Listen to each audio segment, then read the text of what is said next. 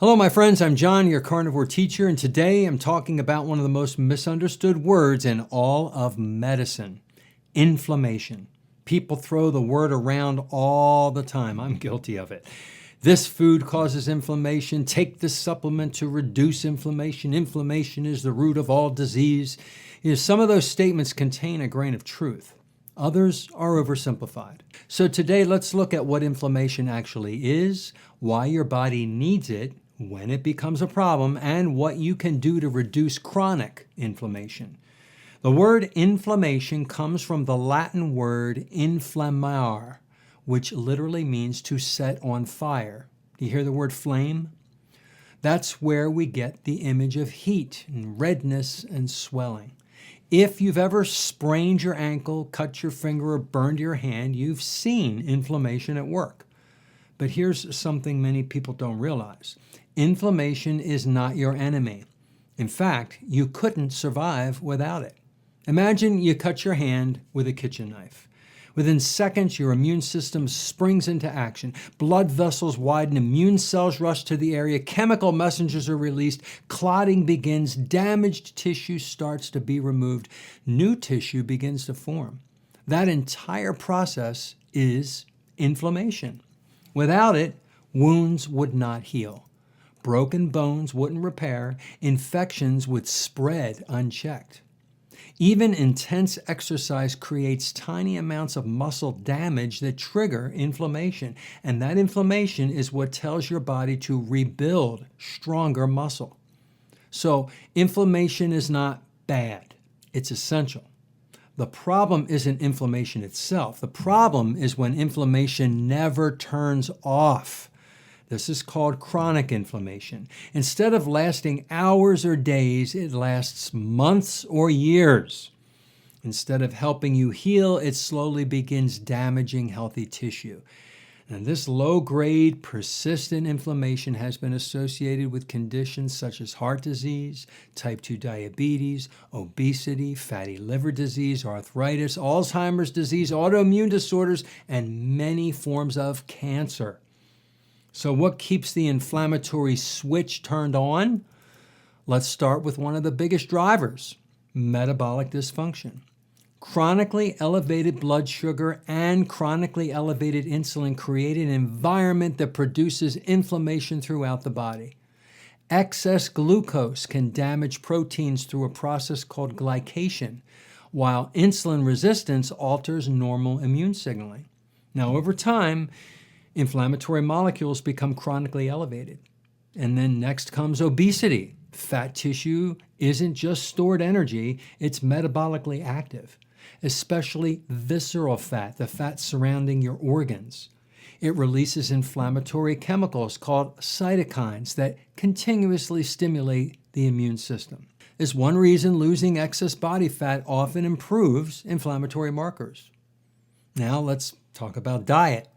Highly processed foods, refined carbohydrates, sugary beverages, excess amounts of industrial seed oils, or any seed oils for that matter, are commonly associated with increased inflammation, particularly when they contribute to obesity and metabolic dysfunction.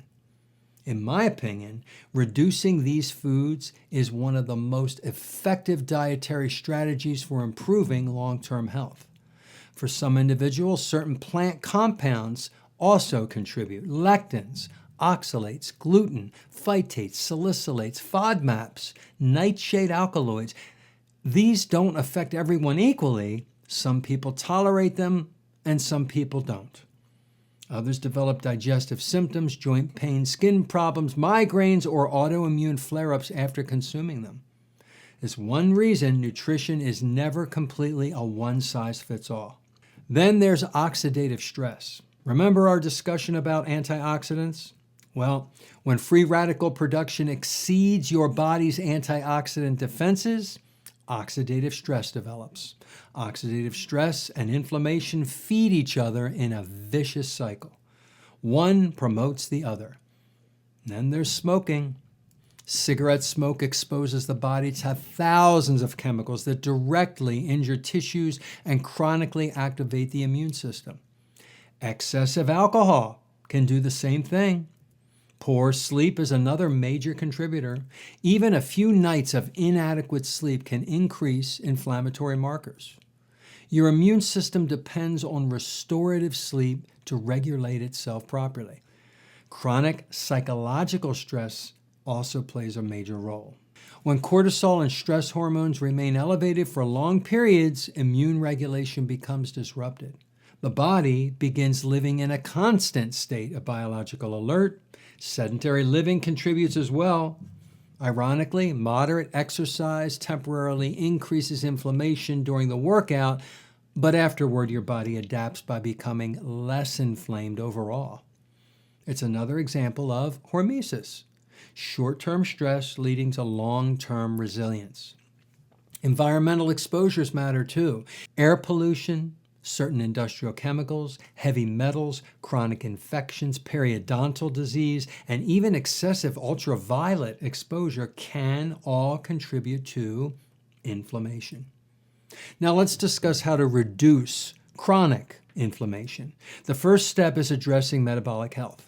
For many people, reducing refined carbohydrates and sugar, eliminating ultra-processed foods and seed oils, and achieving a healthy body composition can dramatically lower inflammatory burden. Next, eat nutrient-dense foods that provide adequate protein, essential fatty acids, vitamins, and minerals. When we keep our omega-6 and our omega-3 fatty acids in balance, that contributes to a healthy anti-inflammatory environment. Your immune system cannot function properly without the raw materials it needs for repair. Prioritize sleep. 7 to 9 hours of quality sleep every night allows your immune system to reset and regulate itself. Exercise consistently. You don't have to become a marathon runner. Walking, resistance training, cycling, swimming, whatever you enjoy and can do consistently. Manage stress. That doesn't necessarily mean eliminating stress, because that's impossible. It means improving your ability to recover from it through healthy relationships, time outdoors, prayer, meditation, hobbies, laughter, and adequate rest. Maintain healthy vitamin D levels too. Vitamin D plays an important role in regulating immune function, and deficiency has been associated with increased inflammation in many studies. Don't smoke. Limit or eliminate alcohol. It is contributing to poor health. Treat chronic infections. Practice good oral hygiene. Even chronic gum disease has been linked to systemic inflammation. As someone who follows a carnivore lifestyle, one of the biggest improvements personally I've experienced has been a dramatic reduction in inflammation. As many of you know, I have had chronic lower back pain for years. It has disappeared. My IBS has resolved. My acne has cleared. My athlete's foot has disappeared. My joint pain improved. Now, I understand those are my personal experiences, but they illustrate an important point. When you remove foods or compounds your body may not tolerate well, inflammation often decreases. The body has an incredible capacity to heal when the source of irritation is removed. So let me leave you with this. Inflammation is not something you want to eliminate completely. If you eliminated inflammation, you couldn't heal a paper cut. You couldn't fight an infection, and you couldn't recover from exercise. You couldn't survive. The goal is not zero inflammation. The goal is appropriate inflammation. Inflammation that turns on when it's needed and turns off when the job is finished. That's how the human body was designed to work. When that balance is restored, healing becomes much more likely. Now, as always, my goal isn't to tell you what to eat. My goal is informed consent. Understand how inflammation works. Understand what's driving it. And you'll be in a much better position to make choices that support long-term health. And I want to leave you with one more concept here. Fat, omega-6 and omega-3. We must have omega-6, but in a very, very small amount that come from foods, certainly not from seed oil. We need healthy omega-3s that come from fatty fish. Now, they need to be in a 1-to-1 or a 2-to-1 ratio.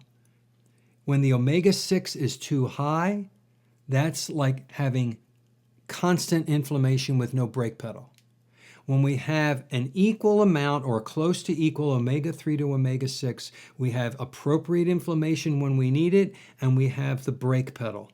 We have the omega-3s. That's the antioxidant. That stops the inflammation. That's anti-inflammatory. So they work together. We don't want to be out of whack. And that's what seed oils do. That's what ultra-processed foods do. They create too much inflammation. Hope you found this helpful. If you did, click the thumbs up, subscribe to my channel, click the bell icon, share this video, and leave me a question, and I'll write you back. Take care.